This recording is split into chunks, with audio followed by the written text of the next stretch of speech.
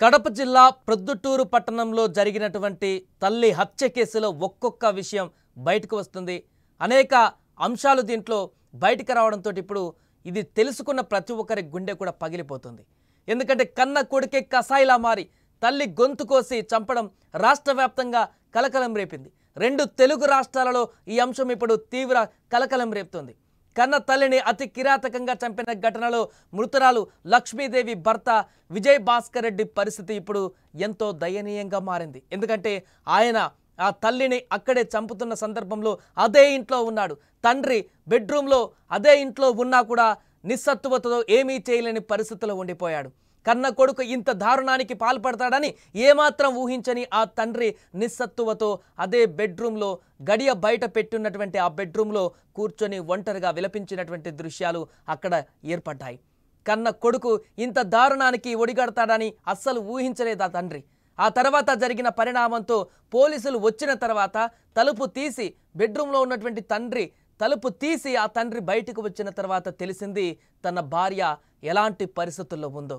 అప్పటికే తన కొడుకు తన భార్యని ఎంత దుర్మార్గంగా కిరాతకంగా హత్య చేశాడనేది చూసి దాన్ని ఏమాత్రం కూడా జీర్ణించుకోలేకపోయాడు. తన గుండె బద్దలైపోయింది. తన భార్య ఇక లేదనేటువంటి విషయాన్ని జీర్ణించుకోలేకపోయాడు. కాసేపటి వరకు ఆయనకు ఏం జరిగిందో కూడా అర్థం కాలేదు. తను ఇంట్లోనే ఉన్నాడు, తన భార్య ఇంట్లోనే ఉంది, తన కొడుకు ఇంట్లోనే ఉన్నాడు.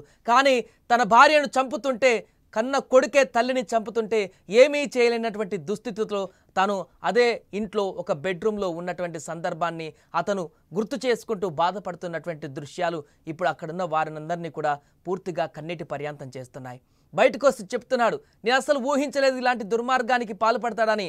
మెంటల్గా చేసేటువంటి నా కొడుకు ఇంత దారుణానికి ఒడికడతాడని చెప్పేసి అనుకోలేదు అంటూ కూడా చెప్తున్నారు. తను బాత్రూంలో స్నానం చేస్తున్నటువంటి సందర్భంలో అదేవిధంగా కిచెన్లో వంట చేస్తున్నటువంటి తన తల్లిని హత్య చేయడానికి ప్లాన్ వేసినటువంటి ఈ యశ్వంత్ బెడ్రూమ్లోకి వెళ్ళి ఆ తండ్రి తాను స్నానం చేస్తున్న సందర్భాన్ని చూసి బెడ్రూమ్కి ఆ తలుపుకి గడియ పెట్టి అక్కడ కిచెన్లో ఉన్నటువంటి తల్లి దగ్గరికి వెళ్ళి కూరగాయల కత్తితో అత్యంత దారుణంగా హేయంగా హత్య చేశాడు. హత్య చేసిన తర్వాత ఆ యశ్వంత్ చేసినటువంటి పరిణామం అక్కడ ఇప్పుడు అందరిని కూడా షాక్కి గురి చేస్తుంది. హత్య చేసి మెడకోసి ఆ తర్వాత తన తల్లి లక్ష్మిని అక్కడి నుంచి అక్కడ హాల్లోకి తీసుకువచ్చి అక్కడ పడేసి టీవీ చూస్తూ ఇయర్ ఫోన్స్ పెట్టుకుంటూ వెకిలి చేష్టలతో నవ్వుతూ అక్కడ కూర్చున్నటువంటి దృశ్యాలు, అక్కడే బెడ్రూమ్లో ఉన్నటువంటి తన తండ్రి హృదయాన్ని తాకి అక్కడ విలపిస్తూ కూర్చున్నటువంటి సందర్భం ఇప్పటికీ తన కళ్ళ ముందే కదులుతుందంటూ ఆవేదన వ్యక్తం చేస్తున్నాడు తన తండ్రి. ఒకసారి ఆ తండ్రి మాట్లాడినటువంటి మాటలు కూడా ఉన్నాయి. ఏం చేయలేని పరిస్థితుల్లో నిస్సహాయతగా ఉన్నటువంటి తన తండ్రి బయటకు వచ్చి ఏం మాట్లాడారో ఒకసారి చూద్దాం. వచ్చినాడు నేను స్నానం చేస్తాను. ఉద్యోగం బిడ్డలు మార్చుకుంటుంటే వాళ్ళదేమో వాళ్ళమ్మతో ఏమంటున్నాడేమో ఏమైందో లోపల బుడ్డలు తొడుకుంటుంటే గడేసినాడు. గుడ్డలు తొడుకో వాకిలు వేసినాడు. గుడ్డలు తొడుకోండు నేను తీసా అని వాకిలు వేసి ఇంకా మొత్తుకుంటాను. అది మళ్ళీ అండి రోజుని చంపినా నా పోలీసులు వచ్చారు, చంపినా భార్యను అని అంతా మెంటల్ ఉన్నది. వచ్చిన వస్తానే మళ్ళీ తొక్కుంటే మళ్ళీ దుబ్బి మళ్ళీ వాకిలేసి అది చంపేసిన తర్వాత తన తండ్రికి బెడ్రూమ్లో ఉన్నటువంటి తన తండ్రికి బట్టలు వేసుకో, నేను చంపేసిన పోలీసులు వస్తున్నారు, కాసేపట్లో వచ్చి తీసుకువెళ్తారు అని చెప్పేసి తన తండ్రికే నేరుగా చెప్పినటువంటి సందర్భం అక్కడ గుర్తు చేసుకుంటున్నాడు తన తండ్రి. ఏం చేయాలో అర్థం కానటువంటి పరిస్థితిలో ఉండిపోయాడు.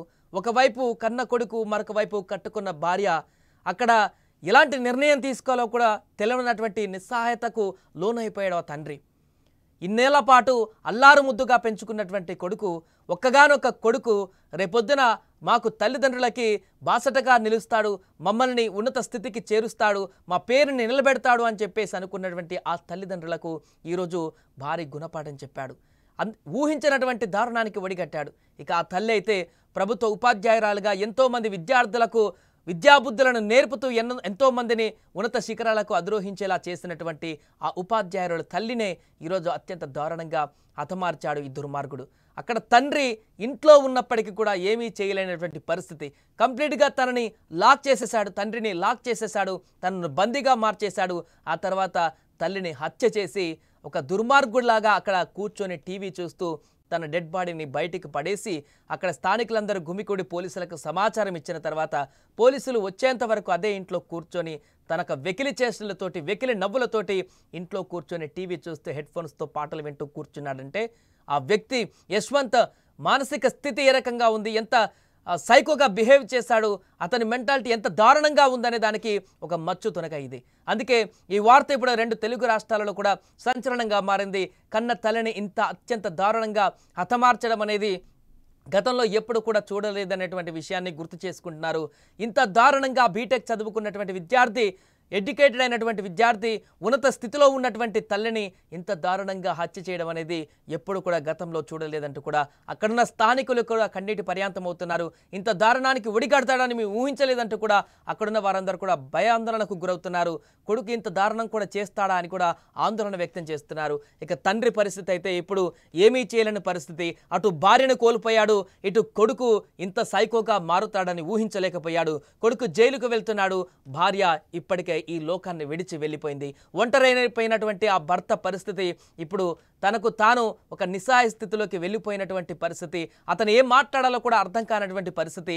ఇప్పుడు ఒంటరిగా విలపిస్తున్నటువంటి ఆ తండ్రి బాధను ఎవరు తీర్చాలి, ఆ తండ్రికి ఎవరు బాసటగా ఉండాలి, ఆ తండ్రి పరిస్థితి ఏంటి, ఆ కుటుంబ సభ్యులు ఏం చేయబోతున్నారు అనేటువంటి అంశం కూడా ఇప్పుడు అక్కడ చర్చనీయాంశంగా మారింది. స్థానికులు కూడా ఇప్పుడు అయ్యో అతని పరిస్థితి ఏంటా అని కూడా చర్చించుకుంటున్నారు.